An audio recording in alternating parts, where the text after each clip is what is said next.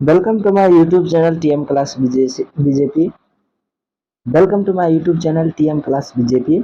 इस वीडियो में जो हम देखने वाले हैं वो क्लास 10th का जो फिजिक्स पहला चैप्टर है, प्रकाश का परावर्तन और अपवर्तन, उसी के बारे में है।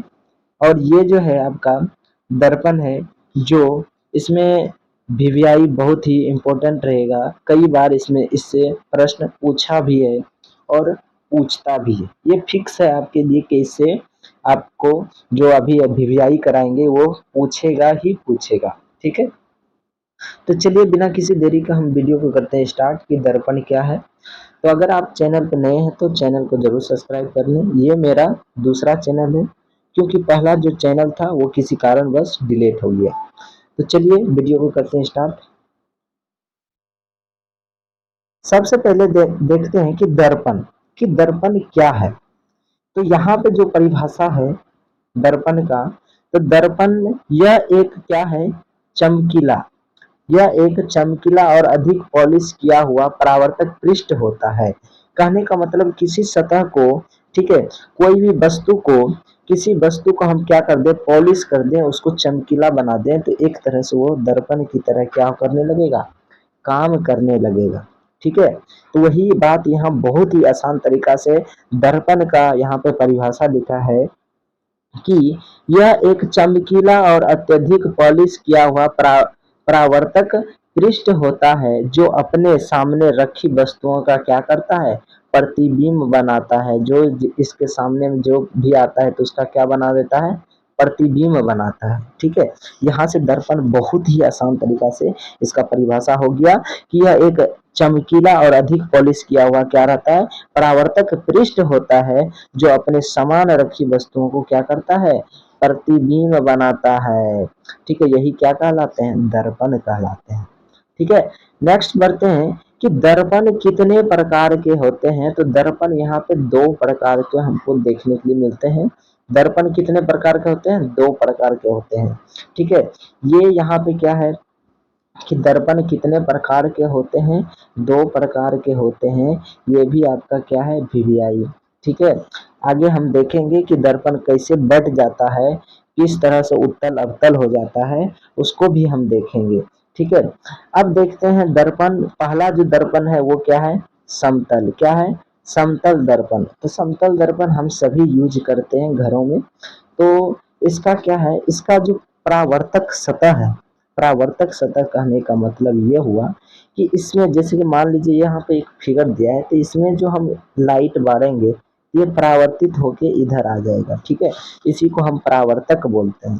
ठीक है, तो ये क्या होता है, एकदम सीधा और सपाट होता है। यानी कि जैसे मान के चलिए, जैसे आपका किताब जो रहता है सीधा एकदम प्लेन रहता है, उसी तरह से, या तो सीधा समझिए आप घर में जो आईना देखते हैं वो क्या है, समतल दर्पण है, यानी कि सीधा प्लेन है, वही क्या होते हैं, समतल दर्पण होते हैं। तो इसमें क्या है, ऐसे दर्पण जिसका परावर्तक पृष्ठ समतल हो उसे क्या कहेंगे, समतल दर्पण कहेंगे। बहुत ही प्यारे प्यारे, बहुत ही आसान तरीका से इस परिभाषा को हम याद कर सकते हैं कि ऐसे दर्पण जिसका परावर्तक, परावर्तक मतलब जहां पे परिवर्तन, जिस सतह पर परावर्तक होता है, यानी कि क्या होता है, जिसमें टकराकर जो परिवर्तन का काम होता है, तो परावर्तक पृष्ठ समतल हो, मतलब क्या, एकदम समतल सीधा हो, उसे हम क्या कहेंगे, समतल दर्पण कहेंगे। ये आपको बहुत ही अच्छे तरीका से आपको समझ आ गया होगा। ठीक है, तो इसमें क्या होता है कि इसमें ये जो रहता है दर्पण तो सीधा रहता है। ठीक है, जैसे घर का जो आईना देखते हैं हम, वो क्या है, समतल दर्पण है। ठीक है, तो हम आगे बढ़ते हैं इस समतल दर्पण का, और क्या क्या बात है, इसका क्या क्या राज है, इसको हम चर्चा करेंगे। तो चलिए आगे बढ़ते हैं। यहाँ से हम परिभाषा देख लिए, अब समतल दर्पण का प्रतिबिंब को भी देखते हैं।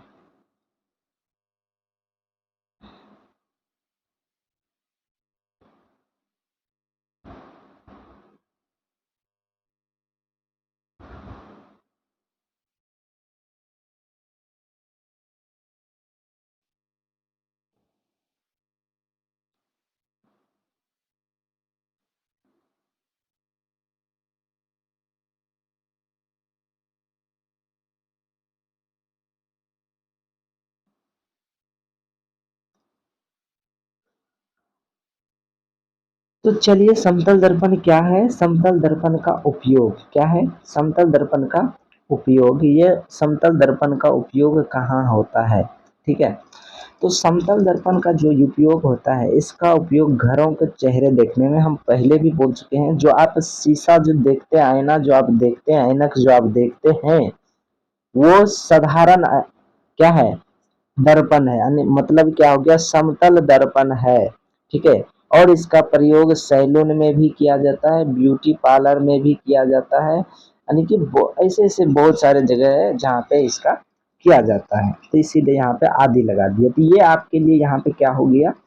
वीवीआई क्या चीज हो गया? ये ऑब्जेक्टिव में पूछने के लिए ये आपका क्या हो गया? वीवीआई हो गया। आप इसे नोट कर सकते हैं। क्यों? क्योंकि क्वेश्चन कुछ इस तरह से पूछेंगे कि घरों में उपयोग होने वाले कौन सा दर्पण उपयोग होता है, घरों में कौन सा दर्पण उपयोग होता है, या ऐसे पूछेंगे सैलून में कौन सा दर्पण इस्तेमाल किया जाता है। आगे हम भी देखेंगे कि सैलून में और कौन सा दर्पण लगे रहते हैं समतल दर्पण के अलावा। और ये भी पूछेंगे ब्यूटी पार्लर में किस दर्पण का इस्तेमाल किया जाता है। तो इस तरह से ये आपका क्या हो गया? वीवीआई यहाँ से आपका 1 नंबर बन जाएगा ऑब्जेक्टिव के अनुसार। ठीक है, आगे जो आपको वीवीआई करने वाला है वो क्या है? ये समतल दर्पण द्वारा बना उसका प्रतिबिंब कैसा, यानी कि प्रतिबिंब वो किस टाइप का बनाता है, उसका प्राकृतिक क्या है। तो आइए हम देखते हैं। तो इसका जो इसके द्वारा जो बनाया गया है, तो ये कैसा बनाता है? इसके द्वारा बना प्रतिबिंब क्या बनाता है? अभासी और सीधा। इसको नोट, बहुत ही वीवीआई है ये। ठीक है, ये आपके लिए क्या है? वीवीआई हो जाएगा। ये यहाँ से भी क्वेश्चन कई बार पूछ चुका है कि जो प्रतिबिंब, समतल दर्पण का जो प्रतिबिंब है वो कैसा बनता है। तो हम आंसर क्या देंगे? आभासी। क्या आंसर देंगे? आभासी और सीधा। ठीक है, आभासी और सीधा प्रतिबिंब बनाता है। तो समतल दर्पण कैसा प्रतिबिंब बनाता है? तो आभासी और सीधा प्रतिबिंब। तो यहाँ पे क्या है कि आभासी और सीधा होता है। और ये जो समतल दर्पण है, ये समतल दर्पण, ये प्रतिबिंब दर्पण के पीछे उतना ही दूरी पे बनता है जितना दूरी पे बीम रखा रहता है। यानी कहने का मतलब ये हुआ कि मान लीजिए अगर ये दर्पण है, इसके दूरी पे जितना पर हम वस्तु रखेंगे, इसका प्रतिबिंब भी उतना ही दूरी पर बनेगा, यानी कि दर्पण के अंदर में बनेगा। ठीक है, तो ये है दर्पण का।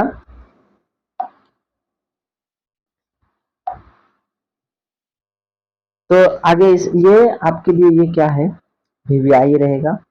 ठीक है, ये कई बार ऑब्जेक्टिव में क्वेश्चन पूछ चुका है कि ये भी पूछ सकते हैं कि समतल दर्पण कैसा प्रतिबिंब बनाता है, आभासीय ये और सीधा कैसा बनाता है, आभासीय और सीधा। और ये भी पूछ सकता है कि दर्पण की, यानी कि अगर प्रतिबिंब के दर्पण के सामने अगर कोई वस्तु को दूरी पर रखते हैं, कुछ दूरी पर रखते हैं, तो अंदर कितना दूरी बनेगा। मान के चलिए 10 दूरी पर रखेगा तो अंदर कितना का प्रतिबिंब बनाएगा? तो वो भी कितना का बनाएगा? 10 का ही बनाएगा। जितना दूरी पे यानी कि बीम रहेगा, प्रतिबिंब उसका भी उतना ही दूरी पे बनेगा। ठीक है, आगे समझते हैं। अब ये तो हो गया समतल दर्पण, यहाँ तक समझ में आ गया। अब समझते हैं गोलीय दर्पण। अब क्या समझेंगे हम? गोलीय दर्पण। तो यहाँ पे दर्पण जो गोलीय दर्पण है, नाम से पता चल रहा है गोलीय दर्पण मतलब गोल वाला दर्पण को ही हम क्या कहेंगे? गोलीय दर्पण। ठीक है, तो इसका सीधा सिंपल सा है, ऐसे दर्पण जिसका परावर्तक पृष्ठ यहाँ पे बहुत वैल्यू है। परावर्तक पृष्ठ का मतलब क्या हुआ? जहां से प्रकाश टकरा कर ऐसे लौट जाता हो, ऐसे टकरा कर लौट जाए, या तो अंदर से टकरा कर लौट जाता हो, यानी जिस पर प्रकाश परावर्तित होता हो। ठीक है, तो ऐसे दर्पण जिसका परावर्तक पृष्ठ गोलीय होता है, गोलीय दर्पण कहलाता है। जिसका पृष्ठ यानी परावर्तक पृष्ठ गोलीय होता होगा, वो क्या कहलाएंगे? तो यहाँ इसमें क्या है, ये वाला जो मेन है, इसमें ये वाला आपका ये ज्यादा मेन है, गोलीय पृष्ठ यानी। ठीक है, ये ज्यादा आपके लिए। तो ये परावर्तक पृष्ठ कैसा होना चाहिए? गोलीय होना चाहिए। तो उसी को हम क्या कहेंगे? गोलीय दर्पण कहेंगे। ठीक है, तो उस हिसाब से यहाँ पे क्या हो गया? गोलीय दर्पण के दो भाग में बांटते हैं। कितना भाग में? दो भाग में बांट दिए हैं। ठीक है, एक होता है अवतल दर्पण, एक क्या होता है अवतल दर्पण, दूसरा उत्तल दर्पण। अब अवतल दर्पण किसे कहते हैं, उत्तल दर्पण किसे कहते हैं, उससे पहले हम ये भी जान लेते हैं कि इसको दो भाग में ही क्यों बांटा गया, यानी गोलीय दर्पण को दो भाग में ही क्यों बांटा गया। तो अगर हम इसका फिगर की बात करें, जैसे मान लीजिए एक गोलीय दर्पण है, ठीक है, एक और गोलीय दर्पण है, तो इसमें अब क्या होगा कि अगर मान लेते हैं कि बाहर से हम इसको पेंट कर दिए, तो पृष्ठ मतलब कि अब दर्पण में लाइट जो होगा कहाँ पे परावर्तित होगा, अंदर की ओर होगा। अगर हम अंदर से पेंट कर दिए तो अब परावर्तक यानी कि प्रकाश किधर से रिटर्न होगा, तो बाहर में रिटर्न होगा। तो ये अंदर में रिटर्न हो रहा था, प्रकाश को आएगा रिटर्न होगा, ये बाहर में रिटर्न होगा। तो इसी आधार पर गोलीय दर्पण को दो भाग में बांट दिया है। तो आगे हम समझते हैं कि उत्तल दर्पण और अवतल दर्पण क्या है।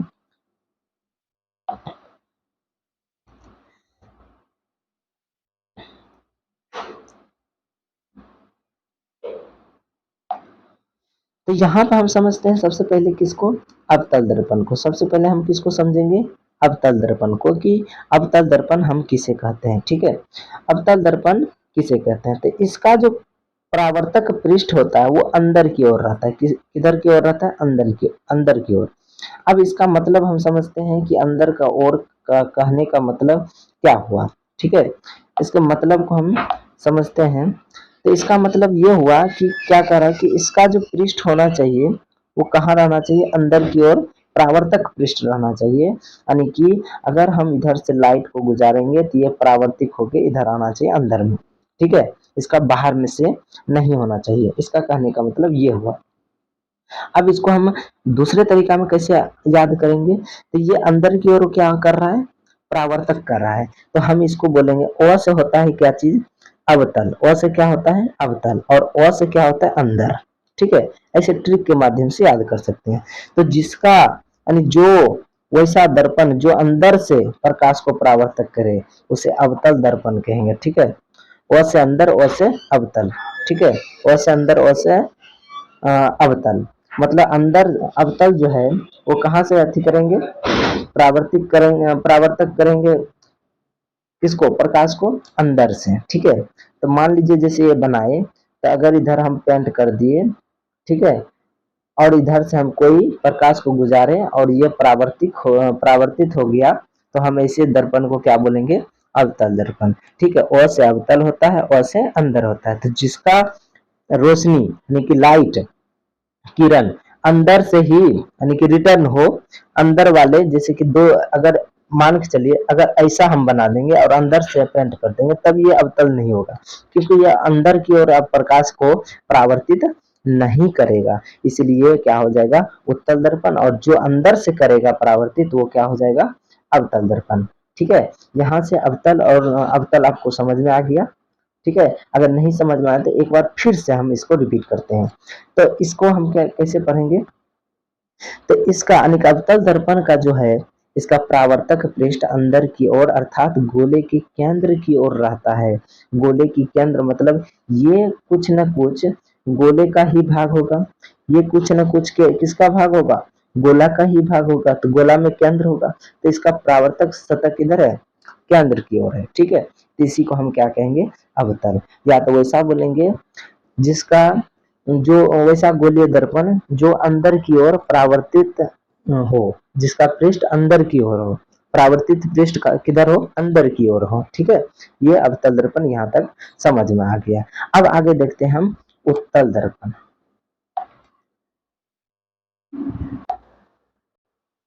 तो अब जो हम देखने वाले हैं उत्तल दर्पण, क्या कौन सा, उत्तल दर्पण। अब देखिए उत्तल दर्पण हम किसे कहते हैं, तो उत्तल दर्पण हम उसे बोलते हैं जिसका क्या होना चाहिए, उत्तल दर्पण इसका जो होता है परावर्तक पृष्ठ, उत्तल दर्पण का परावर्तक पृष्ठ बाहर के तरफ क्या होता है, उभरा हुआ होता है। यानी कहने का मतलब ये हुआ कि वैसा दर्पण जिसका परावर्तक पृष्ठ, वैसा दर्पण यानी कि वैसा गोलीय दर्पण जिसका परावर्तक पृष्ठ जो होना चाहिए, परावर्तक पृष्ठ का मतलब क्या, परावर्तक पृष्ठ का मतलब ये हुआ कि उस पे अगर कोई लाइट हम बारेंगे तो वो बाहर से क्या हो, वो परावर्तित हो जाए। ठीक है, बाहर से क्या हो, जो बाहर से क्या हो कि वो परावर्तित हो। हम इससे पहले अवतल दर्पण में हम क्या देखे थे, अवतल दर्पण में हम ये देखे थे कि उसको जो ऐसे कर रहे थे तो बाहर से पेंट था, अंदर से लाइट मारते थे तो गुजरता था।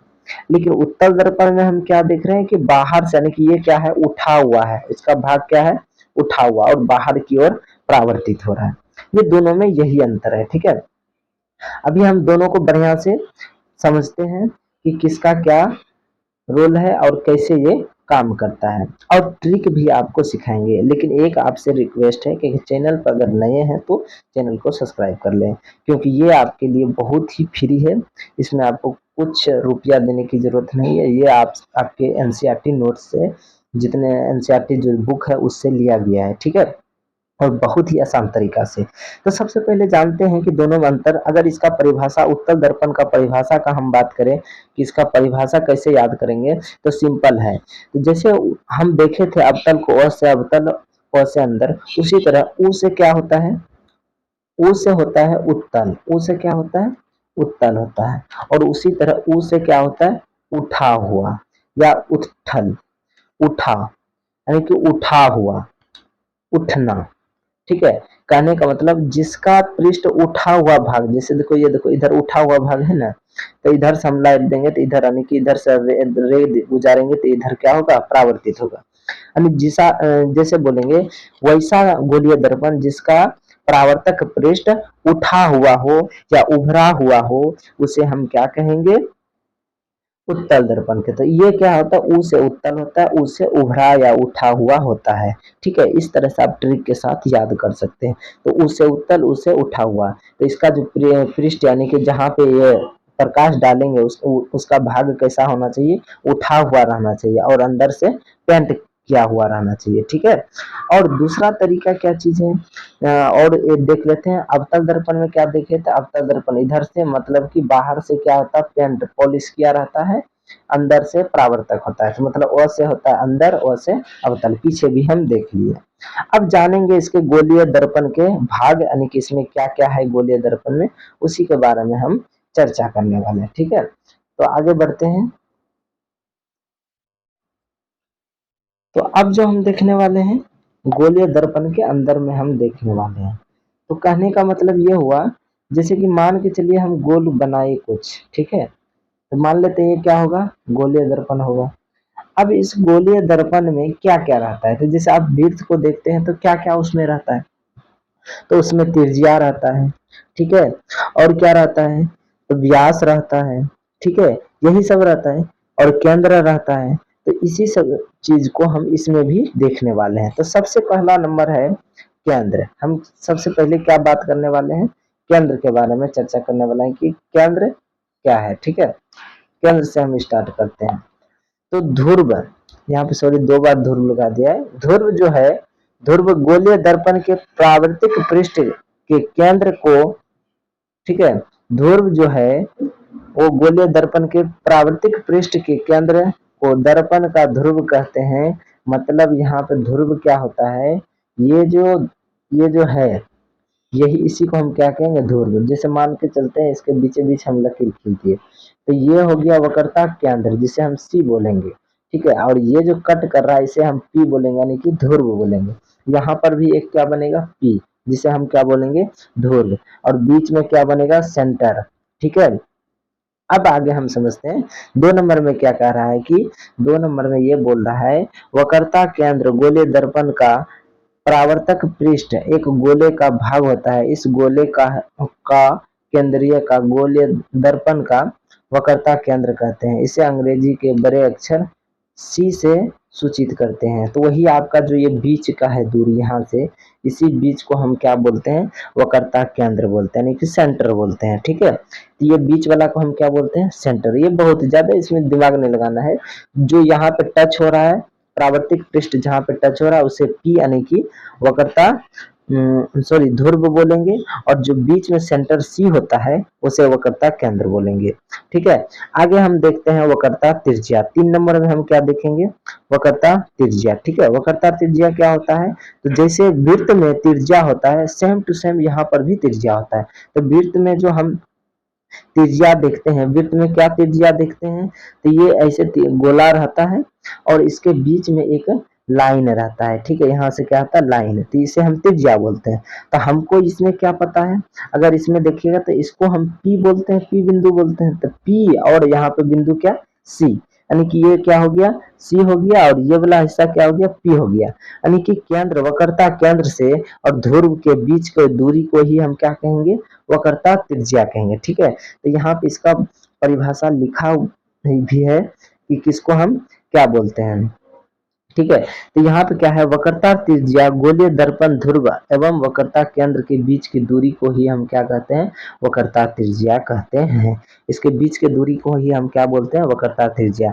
मतलब ये हो गया ध्रुव हो गया और यहाँ पे सेंटर सी हो गया, इन दोनों के बीच के दूरी को ही हम कहेंगे वक्रता त्रिज्या, यानी कि आर बोलेंगे, ठीक है। यहाँ तक हो गया। अब आगे समझते हैं मुख्य अक्ष, ठीक है।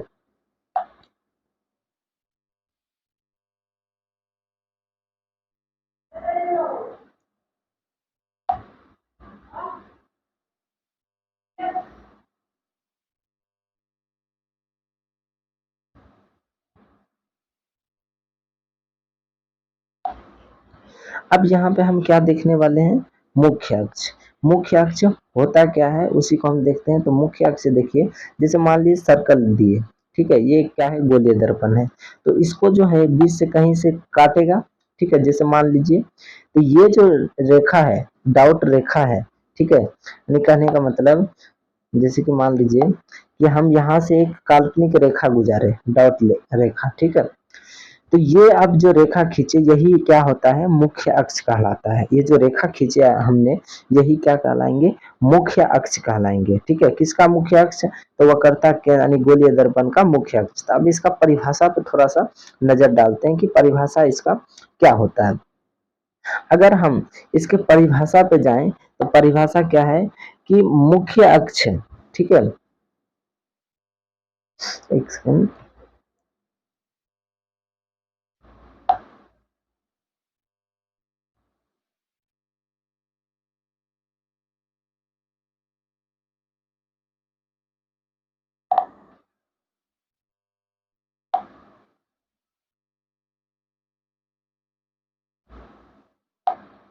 तो यहाँ पे देखते हैं कि मुख्य अक्ष गोलीय दर्पण के ध्रुव एवं वक्रता केंद्र से होकर गुजरने वाली एक सीधी रेखा को ही हम क्या कहते हैं, गोलीय यानी कि दर्पण का मुख्य अक्ष कहते हैं। तो वही हो गया। तो यहाँ पे आपका क्या हो गया, यहाँ पे P हो गया, ठीक है, जिसे हम पोल कहते हैं यानी कि ध्रुव कहते हैं, और बीच में क्या हो गया, सेंटर हो गया, सी हो गया, जिसे हम वक्रता केंद्र कहते हैं। और दोनों के बीच की दूरी को हम क्या करते हैं, आर बोलते हैं, जिसका वक्रता त्रिज्या कहते हैं। ये तीनों ये जो रेखा जो मिला रहा है इस सब को, इसी को हम क्या कहते हैं, मुख्य अक्ष बोलते हैं। इस तीनों को जो मिला रहा है उसी को हम क्या बोलते हैं, मुख्य अक्ष है।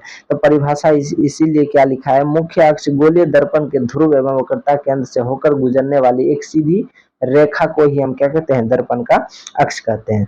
यहाँ तक समझ में आ गया है। आगे अब 5 नंबर में देखते हैं मुख्य फोकस। अब 5 नंबर में हम क्या देखेंगे, मुख्य फोकस। तो सबसे पहले इसका परिभाषा क्या है, तो परिभाषा कर रहा है मुख्य फोकस, जो इसका परिभाषा है वो परिभाषा क्या कर रहा है कि मुख्य फोकस है, मुख्य फोकस दर्पण के ध्रुव एवं वक्रता केंद्र के बीच एक अन्य बिंदु एफ होता है, ठीक है। एक अन्य बिंदु क्या होता है, किसके किसके बीच में, तो मुख्य फोकस दर्पण के ध्रुव एवं वक्रता केंद्र के बीच एक अन्य बिंदु एक एफ होता है, जिसे हम क्या कहते हैं, मुख्य फोकस कहते हैं। यानी कि यहाँ से है ध्रुव एवं वक्रता केंद्र के बीच, ध्रुव एवं वक्रता केंद्र के बीच में एक क्या होता है, बिंदु एफ होता है, जिसे हम क्या कहते हैं, मुख्य फोकस कहते हैं।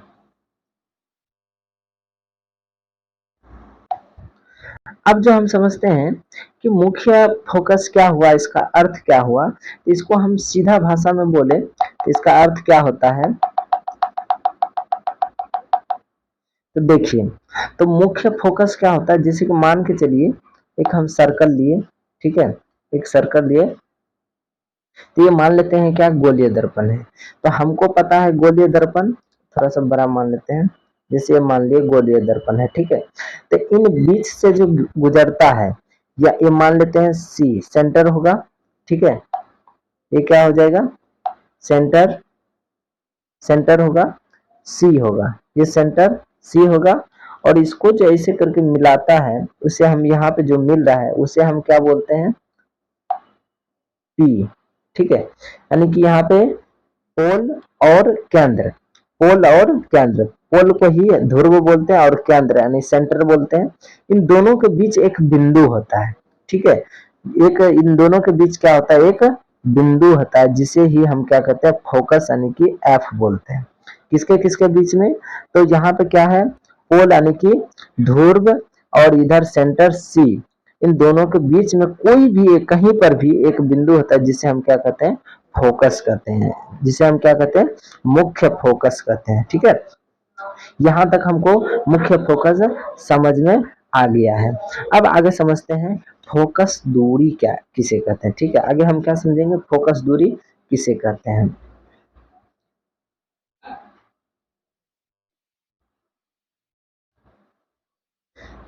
तो यहाँ पे देखिए फोकस दूरी हम किसे कहते हैं, यहाँ पे दिया है क्या, तो अगर यहाँ पे देखिए क्या कर रहा है इसका परिभाषा, तो यहाँ पे कह रहा है फोकस दूरी दर्पण के ध्रुव एवं मुख्य फोकस के बीच की दूरी को ही फोकस दूरी कहते हैं।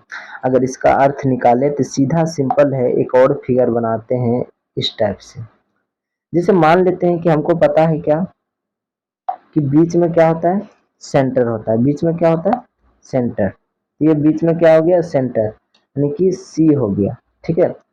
अब इन दोनों के बीच में यहाँ पे एक क्या होता है, पी होता है, ठीक है, यहाँ पे क्या होता है, पी, यहाँ पे सी, यहाँ पे पी।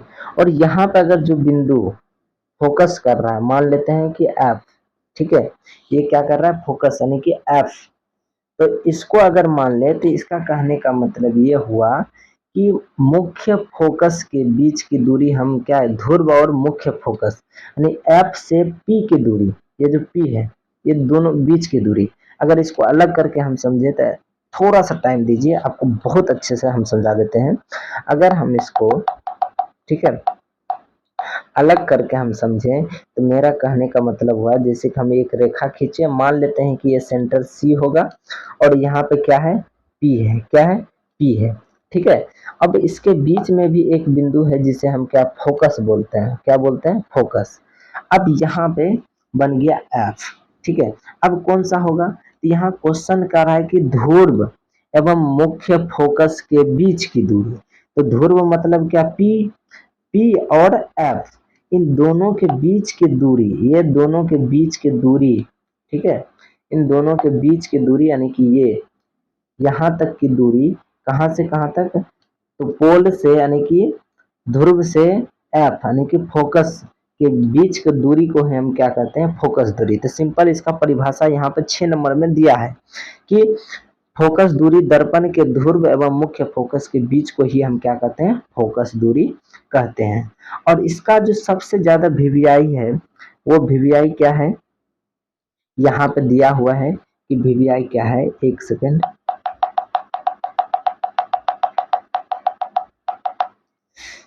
तो यहाँ पे इसका क्या है, वीवीआई दिया है, ठीक है, इसको आप नोट कर लीजिए, जो बहुत ही वीवीआई, ठीक है, ये वाला हिस्सा क्या है, एक वीवीआई रहेगा कि यह दूरी वक्रता त्रिज्या की आधी होती है। यानी कहने का मतलब हुआ जो आर होता है, ठीक है, यानी आर मतलब क्या, वक्रता त्रिज्या, यानी आर का मतलब क्या हो गया, वक्रता त्रिज्या जो है, त्रिज्या की क्या होती है, आधी होती है। यानी आर बराबर अगर बोलेंगे तो ये 2f होगा, तब जाके ये आर के बराबर होगा।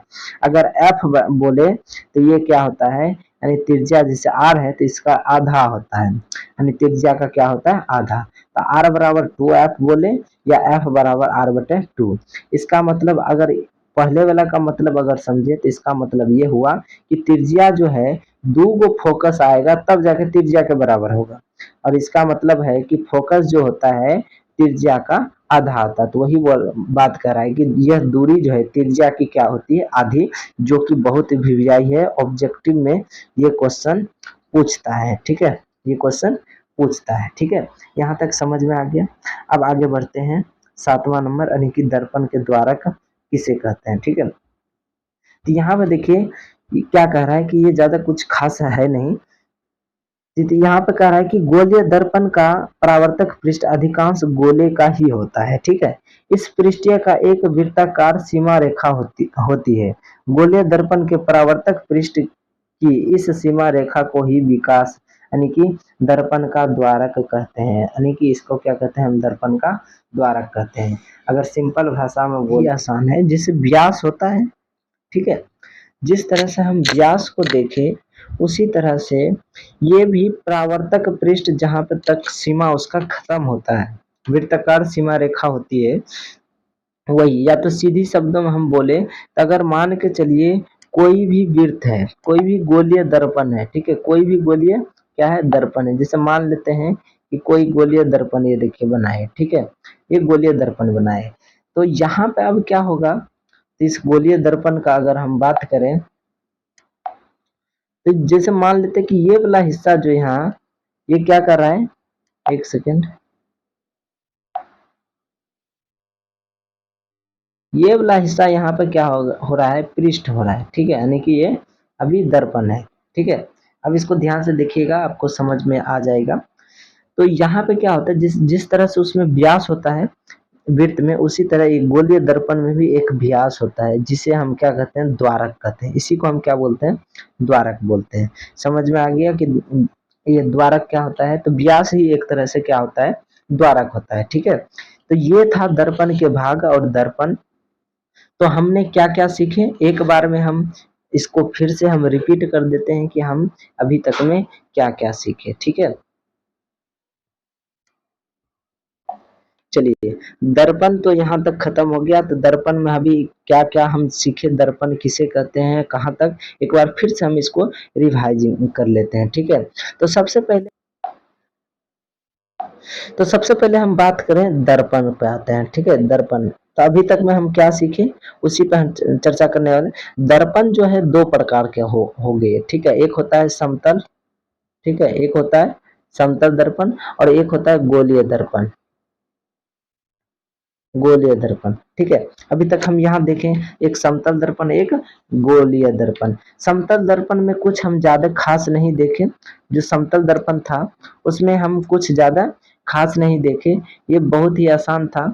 इसमें जितना दूरी पे अगर मान लीजिए कोई हम ऐनक है समतल दर्पण का, इधर क्या है, पेंट किया हुआ है, तो जितना दूरी पर हम इसमें यहाँ पर कोई भी वस्तु रखेंगे, उसका कोई भी बीम वस्तु रखेंगे या बिंब रखेंगे, तो वो उतना ही दूरी पर उसका क्या बनाएगा, प्रतिबिंब बनाएगा। वो भी दर्पण के अंदर ही बनाएगा प्रतिबिंब। ठीक है, मान लेते हैं इधर प्रतिबिंब बनाया। ठीक है, ये प्रतिबिंब बनाया, तो जितना दूरी रहेगा उतना ही दूरी पे ये क्या बनाएंगे, प्रतिबिंब बनाएंगे। और ये कैसा बनाते हैं, आभासी और सीधा बनाते हैं, आभासी और सीधा प्रतिबिंब बनाते हैं। ठीक है, यहाँ तक सीख लिए।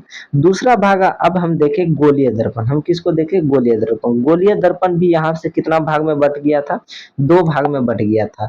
एक आता है अवतल, अवतल, ठीक है, और दूसरा आता है उत्तल। तो ये हम शॉर्टकट में अभी बता रहे हैं, उत्तल। ठीक है, यहाँ पे देखिए एक आता है अवतल दर्पण, ठीक है, दूसरा आता है उत्तल दर्पण। अब अवतल में हम क्या देखें कि जो अवतल है वो अ से होता है अवतल, अ से क्या होता है अंदर। ठीक है, अ से अवतल, अ से अंदर। ठीक है, ये होता है,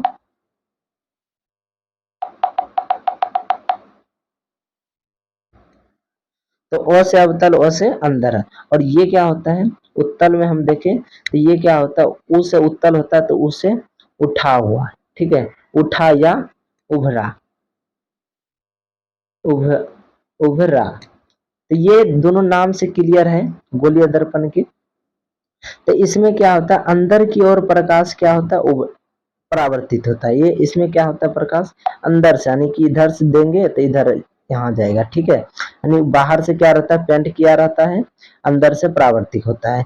और उत्तल में क्या होता है, इसका उल्टा होता है। इसमें क्या होता है कि अंदर से पेंट किया रहता है। ठीक है, इसका क्या रहता है कि अंदर से क्या रहता है, इसे पेंट किया रहता है, पॉलिश किया रहता है। बाहर से सूर्य की कोई भी किरण आता है तो यहाँ पे परावर्तित होता है। बाहर से क्या होता है, इधर से ये आता है और इधर क्या हो जाता है, परावर्तित हो जाता है। ठीक है, इन दोनों में यही अंतर है। उसके बाद हम आगे क्या सीखे, आगे हम यही सीखे कि गोलीय दर्पण में क्या क्या देखने के लिए हमको मिला है।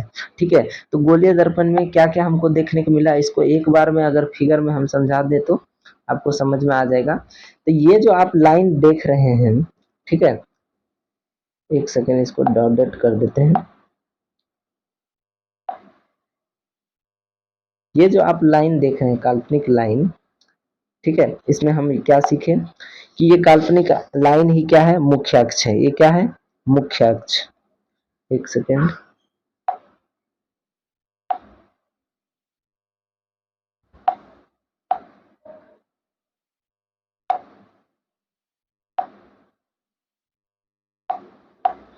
तो काल्पनिक लाइन यानी इसको हम क्या बोलते हैं, इसको हम क्या बोलेंगे, मुख्य अक्ष, मुख्य अक्ष। ठीक है, इस लाइन रेखा को हम क्या बोलेंगे, जो डॉट डॉट है, मुख्य अक्ष। उसके बाद यहाँ जो टच हो रहा है और यहाँ पे जो टच हो रहा है, इसे हम क्या बोलते हैं, पी बोलते हैं। क्या बोलते हैं, पी, यानी कि पोलर मतलब ध्रुव बोलते हैं। ठीक है, यहाँ पे एक बार में इसको पूरा एकदम कॉन्सेप्ट से क्लियर। बीच में जो रहता है सेंटर, यानी कि सी बोलते हैं। क्या बोलते हैं, सी। बीच में जो रहता है उसे हम क्या बोलते हैं, सी। ठीक है, और यहाँ से यहाँ तक का दूरी जो है, इन दोनों के बीच का जो दूरी है, इसे हम क्या बोलते हैं, त्रिज्या, यानी कि आर बोलते हैं। क्या बोलते हैं, त्रिज्या। ठीक है, यानी आर बोलते हैं। ठीक, अब इसी आर यानी कि यहाँ यहाँ से ही इसी बीच में जो यहाँ पर कोई एक बिंदु जो कट होता है उसे हम क्या बोलते हैं, एफ बोलते हैं। किसके, पोल और सेंटर के बीच में जो एक बिंदु कहीं पर भी कट होता है उसे हम क्या बोलते हैं, एफ मतलब फोकस दूरी। एफ मतलब क्या हो गया, फोकस दूरी। ठीक है, उसके बाद यहाँ जो एफ बना, ठीक है, यहाँ पे जो एफ बना, ये एफ से यानी कि पोल से और ये एफ तक की बीच की दूरी।